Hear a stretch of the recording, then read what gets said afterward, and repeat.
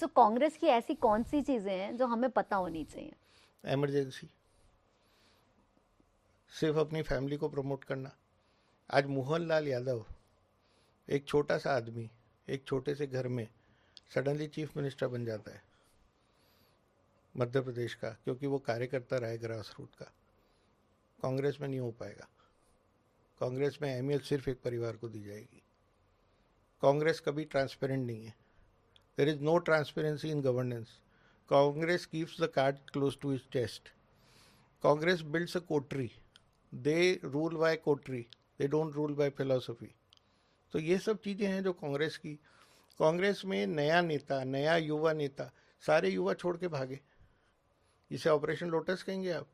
Milind Vora, talented लोग, ज्योतिरादित्य सिंधिया, जिनको पता है कि हम बहुत अच्छी राष्ट्र की सेवा कर सकते हैं, लेकिन वहाँ कुछ नहीं मिलेगा क्योंकि खाली एक फैमिली है।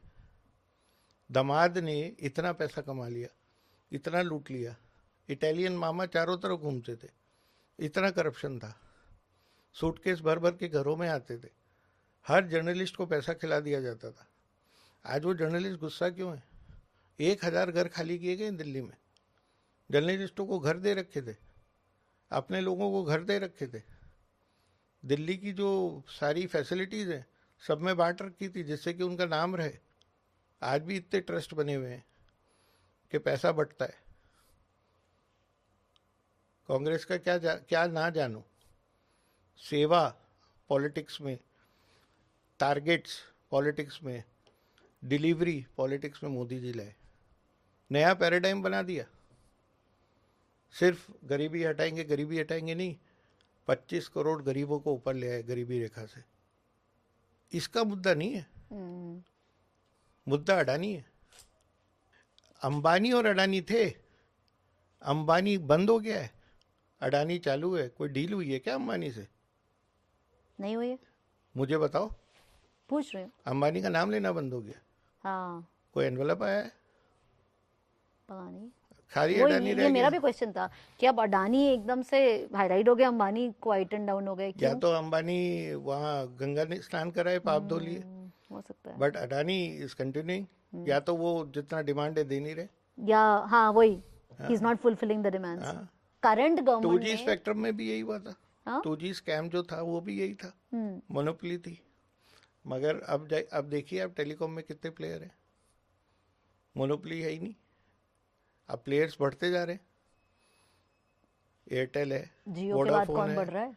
जियो है, एयरटेल है, जियो किसका वोडाफोन है। है? जियो किसका है? जियो अंबानी का है। हाँ। हाँ, तो अंबानी ने अगर पेट्रोकेमिकल में पैसा कमाया, उस पैसे को उसने, और मैं अंबानी का स्पोक्सपर्सन हूँ, I don't know why I am feeling defence. नहीं, just asking you from an informed opinion point of view. Informed opinion ये है कि उसने पैसा कमाया, उसके बाद उसने ऑप्टिकल फाइबर खरीदे। एक समय नहीं था आपने सड़क के चारों तरफ कोने में ऑरेंज कलर का ऑप्टिकल फाइबर डलते देखा था? वो जियो ने इन्वेस्टमेंट किया। जियो अपने से समय से बहुत आगे थी। नहीं, वो इन्वेस्टमेंट कर रहे हैं, ये बिल्कुल सही बात है, बट एज अ गवर्नमेंट आप देख रहे हो, आप नहीं, गवर्नमेंट देख रही है कि भाई एक फैमिली है जो यहाँ पे भी है, यहाँ पे भी है, यहाँ पे भी है, यहाँ पे भी है। अच्छा, तो that means they have a lot of control in the way the country grows and a lot of से इन द मैटर। तो इज दैट हेल्दी? उसका तरीका क्या है? रोको। MRTP, monopoly restricted trade practice act, है ना? इस तरह के एक्ट हैं, इस तरह के रेगुलेटरी बॉडीज हैं। हाँ। एक समय खाली बिरला था, फिर टाटा था, फिर टाटा बिरला हुए, फिर बजाज हुआ, फिर अब अंबानी है, अदानी है, टाटा बिरला बजाज है। उसके बाद किर्लोस्कर आए, बड़े बड़े ग्रुप आए, वो सारे ग्रुप हैं, सब अपना इन्वेस्टमेंट कर रहे हैं। लेकिन scale of investment scale of profit से डिपेंड करता है। अगर पोर्ट में कोई घुसना ही नहीं चाहता था इंडिया में, लेकिन अडानी ने पोर्ट में हिम्मत करी, है ना? अब उसको पोर्ट को मैनेज करने में वो कमा रहा है। GMR घुसा था एयरपोर्ट में, नहीं कमा पाया।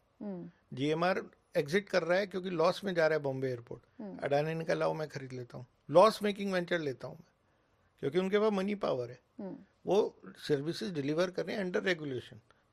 Under regulation there is all, सारा उनका स्क्रूटनी हुई है, सुप्रीम कोर्ट तक उनके केसेस गए हैं। एडनबर्ग रिपोर्ट को सुप्रीम कोर्ट ने स्क्रूटनी की है, सेबी ने स्क्रूटनी की। अब आप कहो कि सुप्रीम कोर्ट बिक गया इस इसका तो कोई इलेक्शन end नहीं है कमीशन फिर। बिक गया, सब कुछ बिक गया। हम्म अमेरिका को आप एकदम मान के हम्म चीख रहे हो, इस बार पार्लियामेंट नहीं चलने दे रहे कि अमेरिका में केस हो गया हम्म अडानी पे, यही है ना मुद्दा।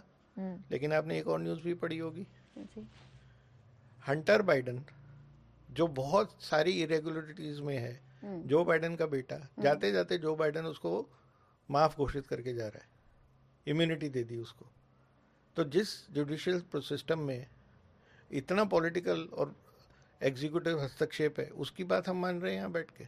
वो तो बहुत ही बड़ा तो फिर स्कैंडल है। तो फिर उस स्कैंडल में, उस सिस्टम में अगर हमारे बिजनेसमैन, और एक मैं बात बताता हूँ, इंडिया बहुत सालों तक ना सोशलिस्ट और कम्युनिस्ट रहा, इसमें कोई बुरी बात नहीं है। लेकिन वेल्थ क्रिएटर्स के खिलाफ हो जाना, बड़ी गाड़ी वालों के खिलाफ हो जाना, इंडस्ट्रियलिस्ट के that's not खिलाफ right. हो जाना। Yeah. सोनिया, मैंने आपके बारे में सुना है, आप एंटरप्रेन्योर हो, आपको पता है ना कितने रेगुलेशन से आपको पास होना पड़ता है। तो अडानी उनके ऊपर तो नहीं है, अडानी को भी सारे रेगुलेशन है। अगर किसी के पास पैसा है और वो इन्वेस्ट कर रहा है तो उसको सिर्फ इसलिए क्योंकि वो अकेला है रोका नहीं जा सकता। लेकिन वो अकेला नहीं है, कई टेंडरों में 3-3, 4-4 कंपनी भी आती हैं।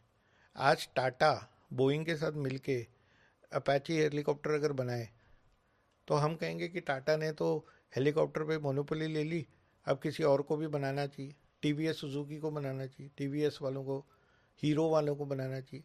लेकिन कैपेबिलिटी भी देखी जाती है, पीछे कितनी मसल पावर है देखी जाती है, क्योंकि हेलीकॉप्टर जैसी चीज़ बन रही है। बोइंग किसके साथ टाइप कर रहा है, वो सब देखा जाता है। टाटा एरोस्पेस है, टाटा डिफेंस है, महिंद्रा डिफेंस है, महिंद्रा की गाड़ियाँ हैं। महिंद्रा इतना बड़ा ग्रुप बन गया, पहले खाली बिरला की गाड़ियाँ होती थी, टाटा की गाड़ियाँ होती थी। तो देश तरक्की कर रहा है, देश में लोग बढ़ रहे हैं। लेकिन आप महिंद्रा के खिलाफ कुछ नहीं बोलोगे कि डिफेंस डील्स ले रहा है, आप टाटा के खिलाफ कभी कुछ नहीं बोलोगे कि खाली सारी म्यूनिसपैलिटी टाटा की बस ही क्यों ले रही है, सुजुकी की बस क्यों नहीं आ रही, टोयोटा की बस क्यों नहीं आ रही, आप तो कोई नहीं कह रहे।